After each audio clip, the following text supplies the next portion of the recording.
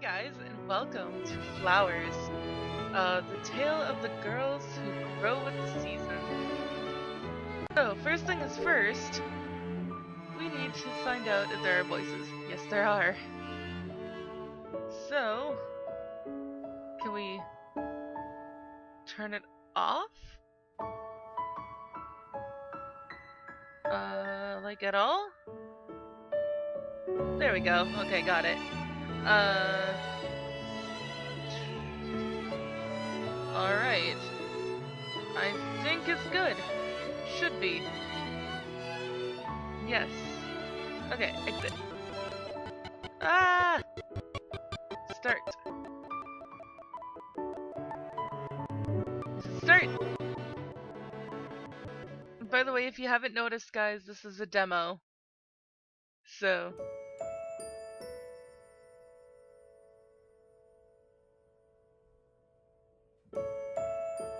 when I think of her, I think of a queen.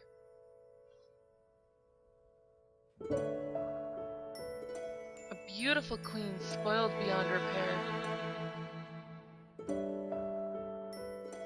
Proud and aloof.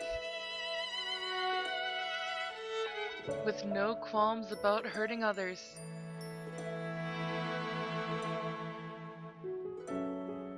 But as I watch her march those girls to the gallows and flay their hearts to bloody ribbons, I cannot help but feel that she is waiting for her turn to come. This is the story of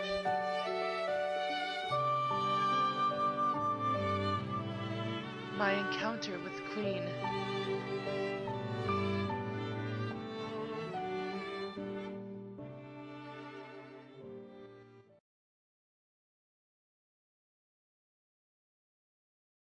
One step, sweet step.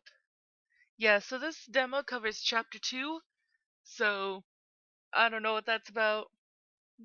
Also, I already have to say that in the beginning, I think they could have added a little more, or at least spaced it out right, to make it less awkward. I have mixed feelings about accepting Mayuri's request. However, I could use this ballet practice to spend time with her. Just the thought of sharing secrets with my, uh, amati, I don't know, partner fills me with joy. I don't know French! I'm so excited I can barely sleep. In the morning, I'm unable to contain my excitement as I eat breakfast at the dorm cafeteria.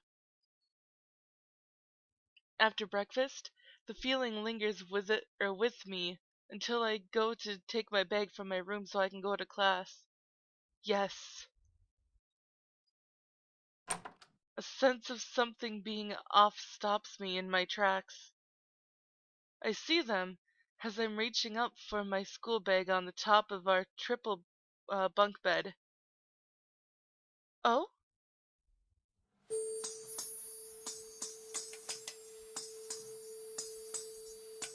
Wuthering Height? Rika's bed, which she usually never fails to make, is cluttered with a pile of books. The tension I feel gives way to curiosity. Wondering what my, amity, I guess, partner is reading. I gaze at the spines of the books as I get my bag. Oh! This is a book from the Academy! I check the pile of books and notice they're all property of the Academy. I wonder if she is studying theology. I'm leaning in closer to take a look at the titles written. Or titles when. I look up in surprise at the sound of a door opening. Oh, there you are! Hurry up! Let's get to class! Greeting Saski with a good morning. I adjusted my grip on my bag and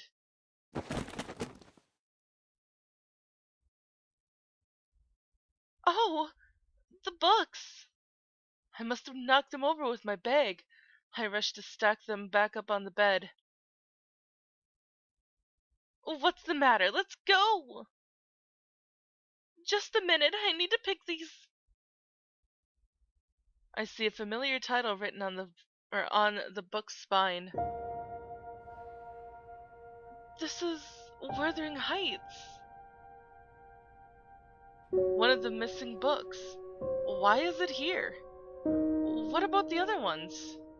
My suspicions are confirmed as I glance over the titles. They are indeed the missing books. This means...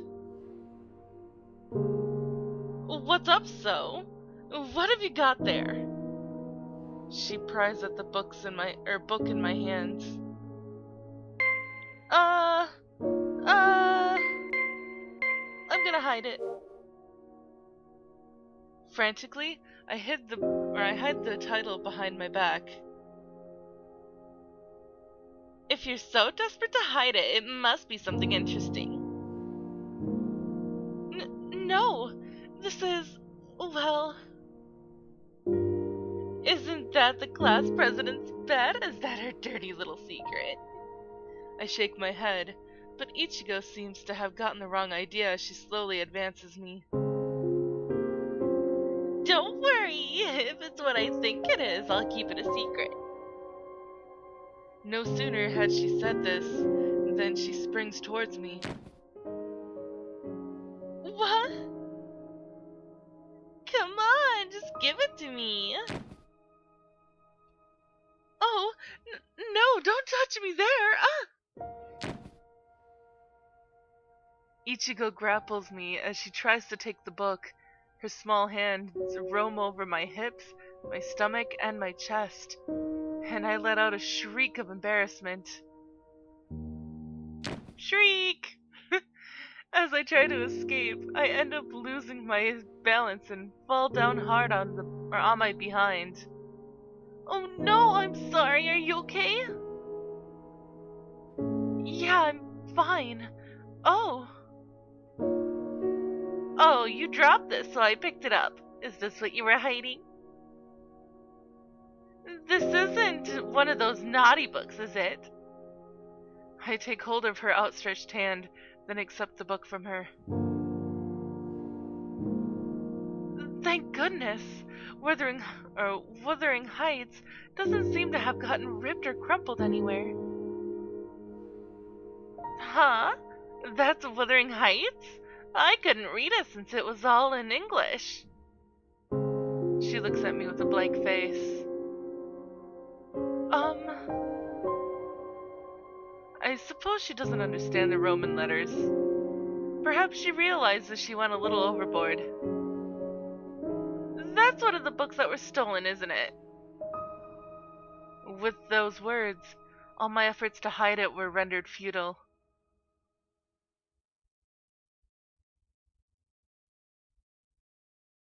During our lessons, lunch, and ballet class, nothing had happened, and so I had felt a sense of relief. So, why is this happening? Oh, this is so pretty. What is that supposed to mean? I wonder how terrifying her quiet, restrained voice is. Stronger than any yell, it fills the place with a sense of tension. Huh? Isn't it a good thing the books were found? Ichigo brings it up at the tea party, perhaps not sensing the tension in the air. I was just saying, isn't it great that the missing books were found on the class president's bed this morning? She says as she takes a drink of her steaming tea. She's really going to talk about that here at the tea party? And I've been so relieved that she had given no indication of bringing up that morning's incident. But things are unfolding just as I feared. It sounds like you think I stole them.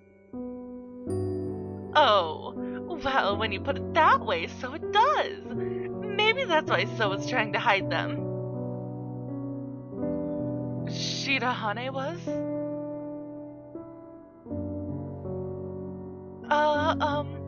Well, I hang my head, thinking she suspects me for having tried to frame her. No way, this can't be. Hearing everyone in class whispering about it makes being here unbearable, and all I can do is stare red-faced at my fingertips. So was the one who found those missing books on the class president's bed. I get it. You were panicking because you thought people would think it was the class president, right? Even when asked directly, I'm unable to answer.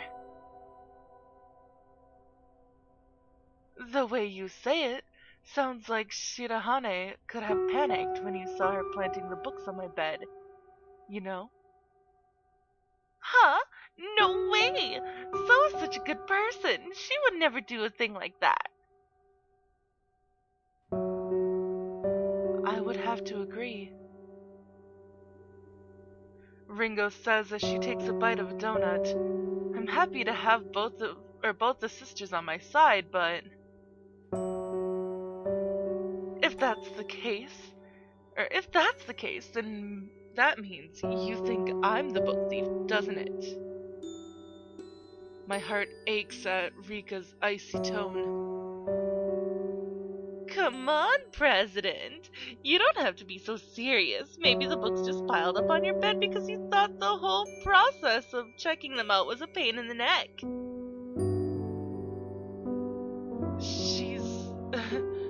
She's not here right now, but Yuri said it's fine since you were probably just getting ready to return them. Yeah, we all get possessed by the devil sometimes. The tension in the air loosens up a bit as the twins nod exaggeratedly in unison, and I even hear some laughter spill from the class.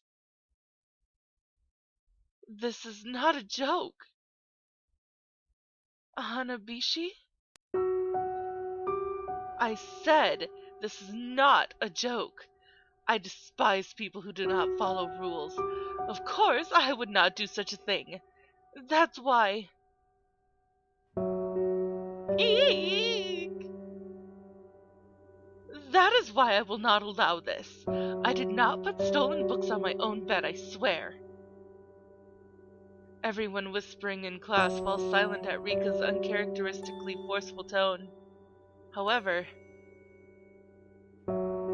this will just make things worse. No matter if she denies it or even twists her arms, it is only a temporary solution. Seeing as she has no evidence, her actions leave an unpleasant aftertaste. Hanabishi. Seeing her like this brings to mind a line from the movie The Public Enemy, and I let out a small sigh. There are only two kinds of people, right and wrong. I could be on her side. I think hard on this as I stare at my tea, which has gone cold. Well, I think she's adorable, and I kind of want to be on her side. Morning comes. I look around the classroom and let out a small sigh. This is what it has come to. Up till now, people would flock around Rika before morning prayers due to her natural qualities and her role as class president. However,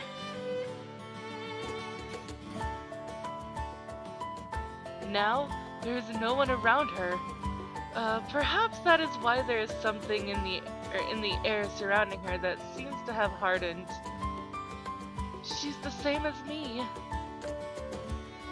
How can I talk to her? How can I face her? The situation is starting to look like the one I experienced at my old school, because connecting with others is uncomfortable. You don't want to interact with anyone. Your attitude hardens. I've got something to do. I've got to do something. Sorry. My eyes meet Rika's for a split second, but I quickly avert my gaze. I've made up my mind to help clear up the misunderstandings surrounding my partner. Nevertheless,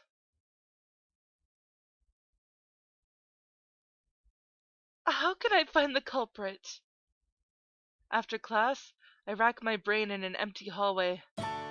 During break time and lunch, I've been thinking of how to gather evidence to pinpoint the culprit. However, I've driven myself crazy thinking about it, but I haven't come up with anything. Taking a deep breath, I press a hand to my forehead and think hard. I'm not a cop or a detective, so I don't really have the know-how. Detective? Something nudges at my brain, and I say the word aloud. That's it!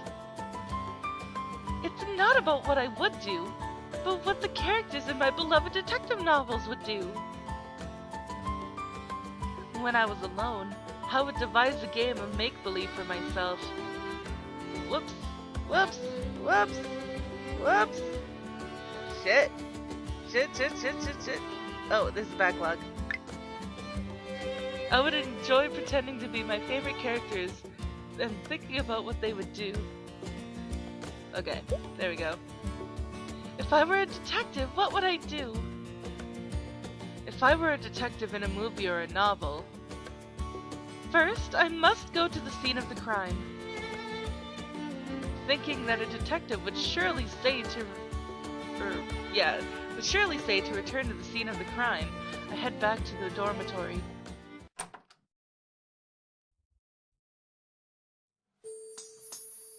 Okay, so I'm here.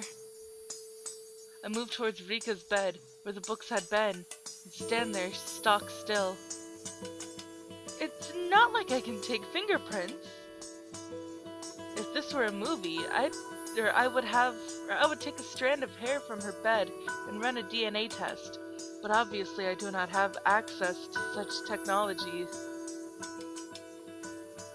So, well, I guess I should look under the bed.